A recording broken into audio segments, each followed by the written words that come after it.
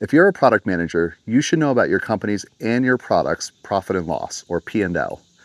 And I find a lot of product managers don't think about this, which I think is a huge mistake.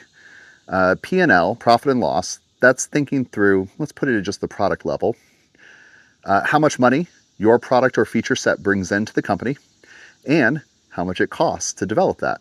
So let's say, use some round numbers. You've got a product you build that has $1 million in gross revenue every year. And then your salary as the product leader, plus your engineers, your QA, etc.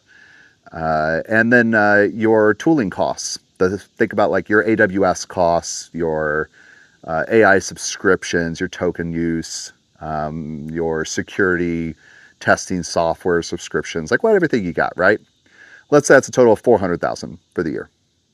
So your cost, $400,000, company's profit, $1 million. Your team is consuming 40% of that, and then presumably you got some other overhead and whatnot.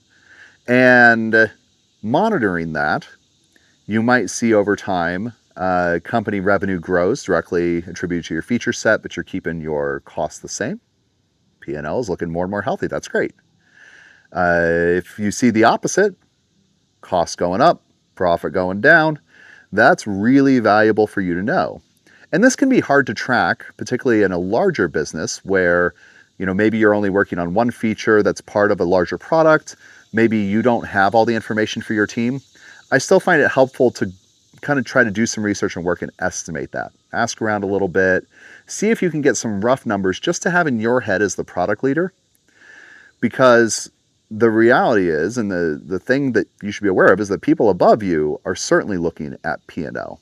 They may not have all the numbers, though. They may not know what your feature is contributing, but they will know how much people cost. And they don't always think about it right. They might look at all developers as a cost without thinking about it at the feature level.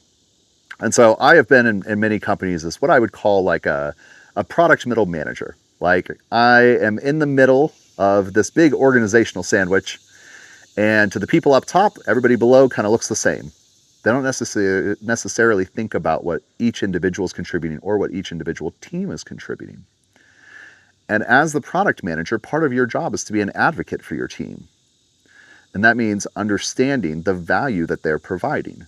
And if you can represent the P&L of your team and your feature set, you are much less likely to be in that next layoff.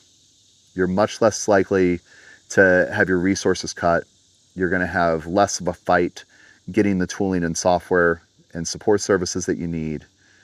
If you want to have somebody on your team go to a conference for professional development, it's an easier argument to make if you know and understand how P&L works, and you can make the case that your team is contributing to profit and to the bottom line.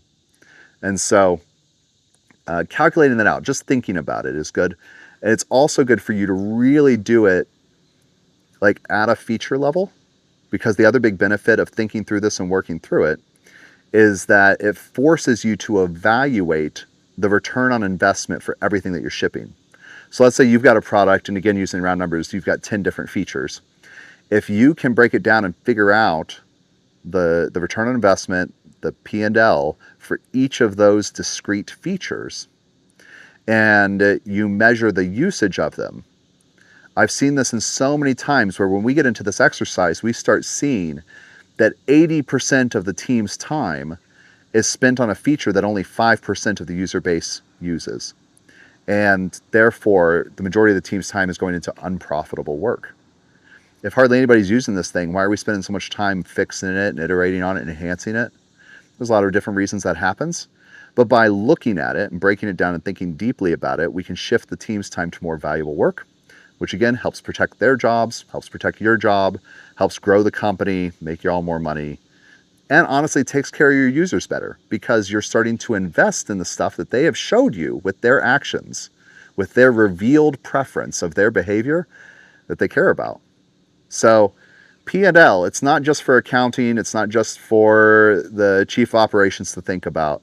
I think as a product manager, it behooves you to learn more about this, to think deeply about it, and to evaluate your product, your feature set, your team with this in mind.